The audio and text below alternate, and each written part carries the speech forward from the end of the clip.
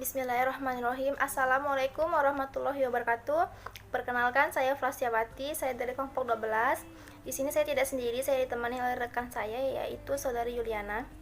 Adapun tujuan kami dalam pembuatan video ini adalah untuk memenuhi tugas dari salah satu mata kuliah yaitu Hukum Perbankan dan Lembaga Keuangan Non-Bank, yang mana dosen pengampunya adalah Ibu Anggita Anggriana SHMH. Mengenai materi yang akan kami bawakan yaitu bertemakan Baitul Mal. Baiklah, di sini saya sebagai pemateri pertama. Adapun materi yang akan saya bawakan adalah bab pertama, yaitu bab pendahuluan.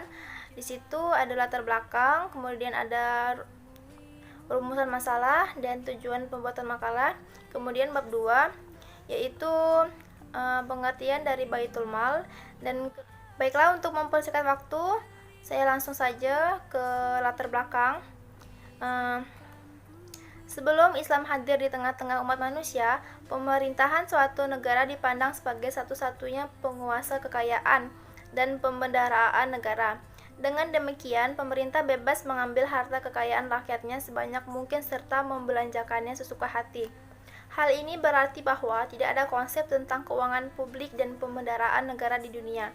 Hingga kini, sudah menjadi asumsi umum bahwa kekayaan yang berlimpah merupakan kunci kesuksesan dan puncak kebesaran dari sebuah pemerintahan di dunia.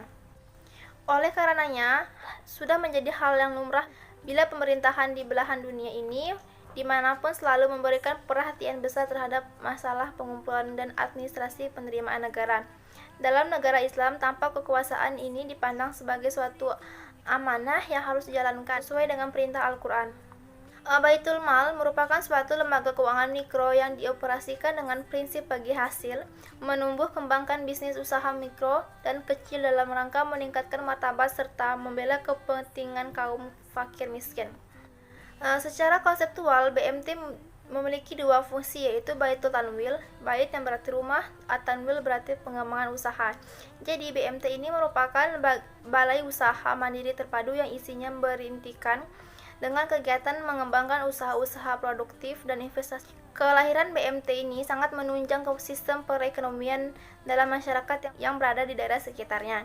Karenanya, di samping sebagai lembaga keuangan Islam, BMT juga memberikan pengetahuan agama pada masyarakat yang tergolong mempunyai pemahaman agama yang masih rendah. Selanjutnya, mengenai rumusan masalah, di sini kami mengangkat 5 rumusan masalah. Yang pertama, apa pengertian dari Baitul Mal? Kedua, bagaimana sejarah berdirinya Baitul Mal? Ketiga, apa fungsi dari Baitul Mal? Keempat, bagaimana prinsip operasional Baitul Mal, dan yang kelima yaitu apa-apa saja kendala yang terdapat dalam pengembangan Baitul Mal. Kemudian terakhir itu tujuannya ada 5 juga. Yang pertama, mengetahui pengertian Baitul Mal. Kedua, mengetahui sejarah berdiri Baitul Mal. Ketiga, mengetahui bagaimana fungsi dari Baitul Mal itu. Dan keempat, mengetahui bagaimana prinsip operasional Baitul Mal. Sedangkan yang terakhir yaitu mengetahui apa-apa saja kendala yang terdapat dalam pengembangan Baitul Mal.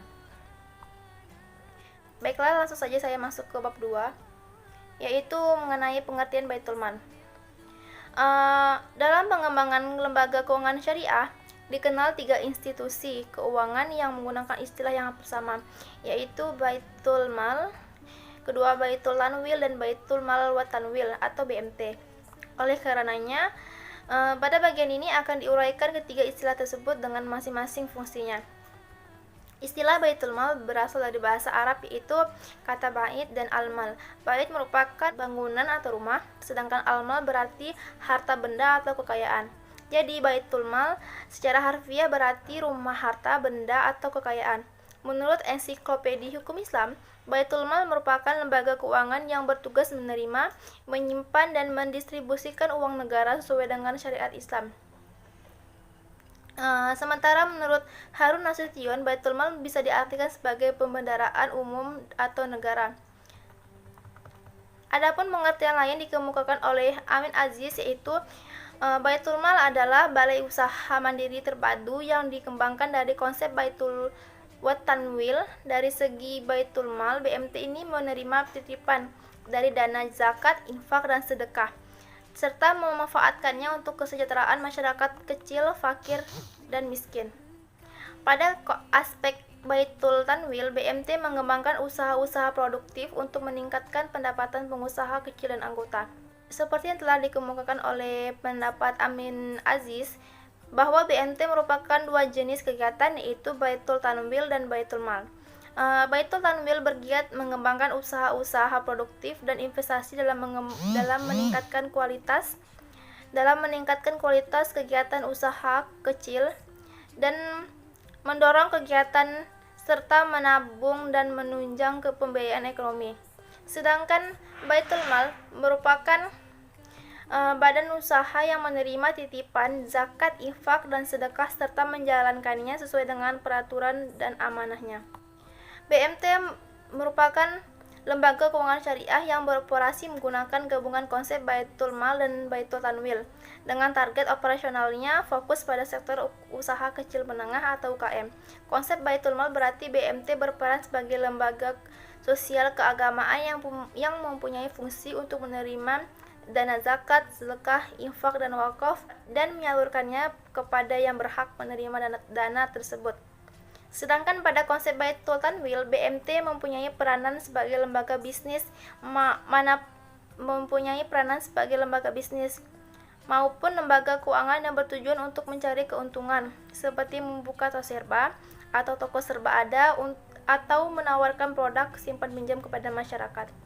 Lanjut pada poin berikutnya, yaitu sejarah berdirinya Baitul Mal. Baitul Mal wa Tanwil atau BMT dianggap sebagai lembaga keuangan masyarakat yang berbasis prinsip syariah. Dari awal kehadiran BMT ini telah menunjukkan eksistensi dalam pembangunan ekonomi masyarakat. Prakarsa awal untuk mendirikan lembaga keuangan mikro berbasis syariah ini dilakukan oleh Ikatan Cendekiawan Muslim Indonesia, kemudian ditindaklanjuti oleh Pusat Inkubasi Bisnis Usaha Kecil atau Pinbuk. Melalui Pinbuk inilah selanjutnya BMT berkembang hampir di seluruh wilayah tanah air. Perkembangan BMT tidak dapat terbendung seiring dengan kebutuhan akan permodalan dan pembiayaan usaha yang murah. Didirikannya BMT juga dilatar belakangi oleh keinginan umat manusia untuk menghindari riba dalam kegiatan muamalahnya, memperoleh kesejahteraan lahir batin melalui kegiatan muamalah yang sesuai dengan perintah agamanya, yaitu bank yang berusaha sebisa mungkin untuk beroperasi berlandaskan hukum-hukum Islam. Indonesia sebagai negara yang mayoritas penduduknya beragama Islam terbesar di dunia juga telah merasakan kebutuhan yang akan adanya bank yang diharapkan dapat memberikan kemudahan-kemudahan dan jasa-jasa perbankan kepada umat Islam dan penduduk Indonesia yang beroperasi tanpa riba. Hukum agama Islam dalam kedudukannya sebagai salah satu sumber hukum nasional merupakan faktor kemasyarakatan yang dapat membentuk hukum. Faktor inilah juga yang digabungkan dengan faktor-faktor ideal dijadikan sebagai bahan bagi pembentuk undang-undang untuk membentuk peraturan-peraturan hukum. Sebaliknya, hukum akan menghadapi bahaya kehancuran jika hukum hanya mengandung nilai-nilai teoritis saja, tetapi tidak sesuai dengan keyakinan agama dan tata susila yang dianut oleh masyarakat. Mengenai kegiatan operasional perbankan syariah di Indonesia sendiri dimulai pada tahun 1992 melalui pendirian PT Bank Muamalat Indonesia atau 4 tahun setelah deregulasi Faktor 88. Operasional perbankan syariah di Indonesia didasarkan pada Undang-Undang Nomor 7 Tahun 1992 tentang perbankan yang kemudian diperbarui dengan Undang-Undang Nomor 10 Tahun 1998. Setelah berdirinya Bank Muamalat Indonesia atau BMI, timbullah peluang untuk mendirikan bank-bank yang berprinsip syariah. Operasionalisasi BMI kurang menjangkau usaha-usaha kecil menengah dan maka dari itu muncullah usaha untuk mendirikan bank dan lembaga keuangan makro seperti BPR Syariah dan BMT yang bertujuan untuk mengatasi hambatan operasionalisasi di daerah. Setelah berdirinya Bank Muamalat Indonesia atau BMI yang mulai beroperasi mulai tanggal 1 Mei 1992, maka timbullah peluang untuk mendirikan bank-bank yang berprinsip syariah. Di samping itu, di tengah-tengah kehidupan masyarakat yang serba berkecukupan, muncullah kekhawatiran akan timbulnya pengikisan akidah. Pengikisan akidah ini tersebut bukan hanya dipengaruhi oleh aspek syiar Islam saja, tetapi juga dipengaruhi oleh lemahnya ekonomi masyarakat. Sehingga keberadaan BMT atau Baitul Mal wa Tanwil ini diharapkan mampu mengatasi permasalahan ini melalui pemenuhan kebutuhan-kebutuhan ekonomi masyarakat. Di lain pihak, beberapa masyarakat juga harus menghadapi rentenir atau lintah darat. Maraknya rentenir di tengah-tengah masyarakat mengakibatkan masyarakat semakin terjerumus pada masalah ekonomi yang tidak menentu. Besarnya pengaruh rentenir terhadap perekonomian masyarakat tidak lain karena tidak adanya unsur-unsur yang cukup akomodatif dalam menyelesaikan masalah yang dihadapi oleh masyarakat. Oleh karena itu, BMT atau Baitul Mal wa Tanwil diharapkan mampu berperan aktif dalam memperbaiki kondisi ini. Kehadiran BMT ini juga diharapkan mampu menjadi lembaga solidaritas sekaligus lembaga ekonomi bagi masyarakat kecil untuk bersaing di pasar bebas. Baitul Mal berupaya mengkombinasikan unsur-unsur seperti iman, takwa, uang, materi, serta optimum sehingga diperolehlah hasil yang efisien dan produktif, dan dengan demikian membantu para anggotanya untuk dapat bersaing secara efektif. Mungkin itu saja yang dapat saya sampaikan. Kurang lebihnya saya mohon maaf, selebihnya materi fungsi Baitul Mal, operasional Baitul Mal, kendala dalam Baitul Mal tersebut akan disampaikan oleh pemateri kedua, yaitu Saudari Yuliana. Kepada Saudari Yuliana, waktu dan tempat saya persilahkan. Baiklah, saya akan melanjutkan materi selanjutnya. C. Fungsi Baitul Mal. BMT memiliki fungsi sebagai dana penyedia bagi pelaku kecil dan penengah. Selama ini pelaku UMKM sangat sulit untuk menembus pembiayaan lembaga keuangan bank. Di samping persyaratan dan pengaturan yang cukup ketat, maka kehadiran BMT menjadi jawaban yang tepat bagi pengembangan usaha kecil dan menengah di Indonesia. Secara umum, Baitul Mal adalah membantu negara untuk memungut dan menampung harta yang menjadi hak masyarakat Muslim dan sebagai sumber mata pendapatan negara dalam mendistribusikan kembali kepada masyarakat. Menurut Imam Al-Mawardi, setiap harta yang menjadi hak kaum muslimin dan tidak ditentukan pemiliknya dari mereka termasuk hak Baitul Mal. Pada dasarnya, Baitul Mal terdiri dari dua bagian, yaitu satu bagian pemasukan, dua bagian pengeluaran. Sementara itu, terdapat tiga jenis harta yang masuk ke Baitul Mal. Yang pertama, harta milik negara, kedua, harta milik umum, dan ketiga, harta zakat dari masing-masing jenis harta.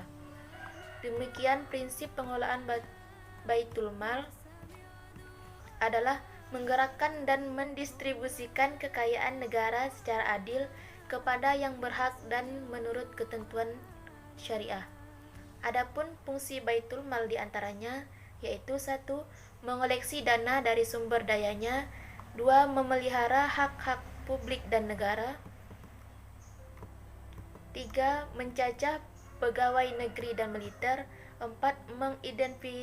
Mengidentifikasi permasalahan sosial ekonomi masyarakat, 5. Menyimpan surplus yang ada sebagai cadangan. D. Prinsip operasional Baitul Mal wa Tamwil. Definisi Baitul Mal mengandung pengertian bahwa menurut Busono tahun 2007, paling tidak ada 3 prinsip dalam operasional BMT.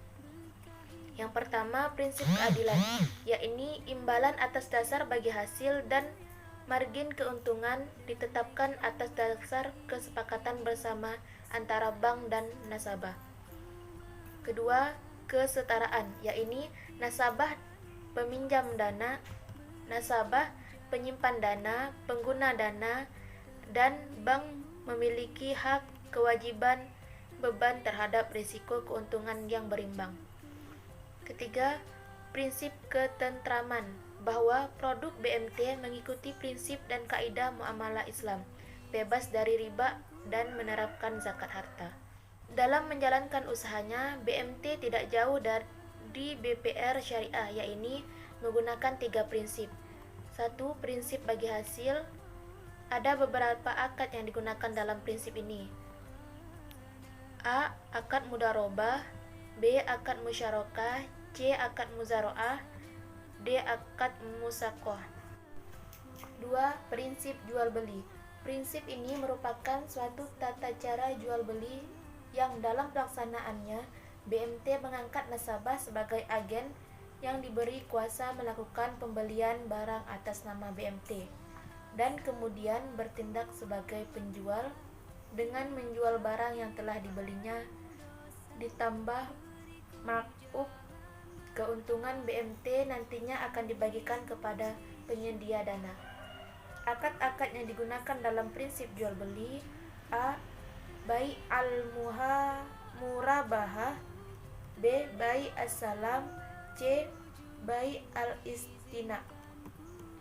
3. Prinsip non-profit. Prinsip yang disebut sebagai pembiayaan kebijakan ini merupakan pembiayaan yang bersifat sosial dan non-komersial. Nasabah cukup mengembalikan pokok peminjamannya saja. Baitul Mal lebih mengarah pada usaha-usaha non-profit yang mengumpulkan dana dari zakat, infak, sedekah, dan kemudian disalurkan kepada yang berhak.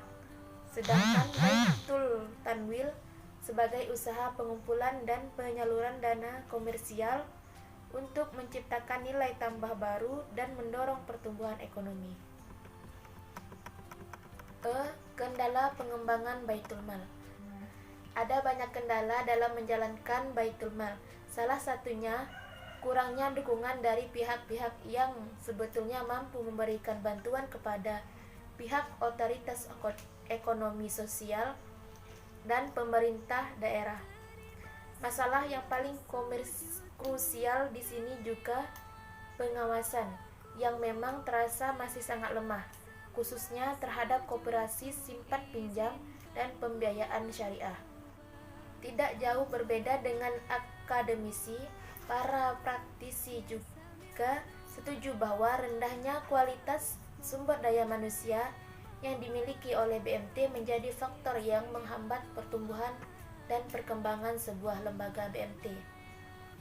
Dan tidak adanya pengaturan yang spesifik dalam mengatur BMT. Selain dari kurangnya inovasi produktif dan kurangnya sosialisasi tentang BMT merupakan isu yang paling penting yang menjadi sebuah perdebatan di kalangan praktisi dan umumnya. Di samping itu, BMT cenderung lebih banyak menghimpun dana yang digunakan untuk bisnis daripada mengelola zakat, infak, dan sedekah. BMT juga belum dilirik oleh masyarakat dikarenakan masalah masih kurangnya kreasi dan inovasi yang ditawarkan oleh pengelola. Dari hal ini menjadi salah satu penyebab kurang dominannya BMT di kalangan masyarakat. Dari sisi internal BMT, diakui masih banyak kendala terkait permodalan, sistem operasional, dan ketidaksediaan sumber daya insani yang memadai. Di samping itu, dukungan instansi yang terkait juga masih kurang dalam pembinaan koperasi simpan pinjam dan pembiayaan syariah. Baiklah, dari materi yang kami sampaikan dapat disimpulkan bahwa 1. Pengertian Baitul Mal. Istilah Baitul Mal berasal dari bahasa Arab, yaitu bait dan al-mal. Bait artinya bangunan atau rumah, sedangkan al-mal artinya harta benda atau kekayaan. Jadi, Baitul Mal secara harfiah berarti rumah harta benda atau kekayaan. Menurut ensiklopedia hukum Islam, Baitul Mal adalah lembaga keuangan negara yang bertugas menerima, menyimpan, dan mendistribusikan uang negara sesuai dengan syariat. Kedua, sejarah Baitul Mal. Kegiatan operasional perbankan syariah di Indonesia dimulai pada tahun 1992 melalui pendirian PT Bank Muamalat Indonesia atau 4 tahun setelah deregulasi PATO 88. Operasional perbankan syariah di Indonesia didasarkan pada Undang-Undang Nomor 7 Tahun 1992 tentang perbankan yang kemudian diperbaharui dengan Undang-Undang Nomor 10 Tahun 1998. Setelah berdirinya Bank Muamalat Indonesia, timbul peluang untuk mendirikan bank-bank yang berprinsip syariah. Operasionalisasi BMI kurang menjangkau usaha masyarakat kecil dan menengah, maka muncul usaha untuk mendirikan bank dan lembaga keuangan makro seperti BPR Syariah dan BMT yang bertujuan untuk mengatasi hambatan operasionalisasi di daerah. 3. Fungsi Baitul Mal. Adapun fungsi Baitul Mal diantaranya: 1. Mengoleksi dana dari sumber dayanya. 2. Memelihara hak-hak publik dan negara. 3. Mencegah pegawai negeri dan militer. 4. Mengidentifikasi permasalahan sosial ekonomi masyarakat. 5. Menyimpan surplus yang ada sebagai cadangan. 3. Mencacah pegawai negeri dan militer. 4. Mengidentifikasi permasalahan sosial ekonomi masyarakat. 5. Menyimpan surplus yang ada sebagai cadangan. 4. Prinsip operasional Baitul Mal. Dalam menjalankan usahanya, BMT tidak jauh dengan BPR Syariah, yaitu menggunakan 3 prinsip. 1. Prinsip bagi hasil. 2. Prinsip jual beli. 3. Prinsip non-profit. 5. Kendala pengembangan Baitul Mal. Ada banyak kendala dan tantangan dalam operasionalisasi Baitul Mal. Salah satunya, kurang dukungan dari pihak-pihak yang sebetulnya mampu memberikan bantuan kepada pihak otoritas ekonomi nasional dan pemerintah daerah. Masalah paling krusial di sini juga termasuk pengawasan yang memang masih terasa sangat lemah, khususnya terhadap koperasi simpan pinjam dan pembiayaan syariah yang memiliki dinamika sedemikian rupa dalam 2 dasawarsa terakhir, yang membuatnya menghadapi banyak hal berbeda dengan jenis koperasi lainnya. Demikianlah presentasi dari kelompok kami, kurang lebihnya kami mohon maaf. Saya akhiri, Assalamualaikum warahmatullahi wabarakatuh.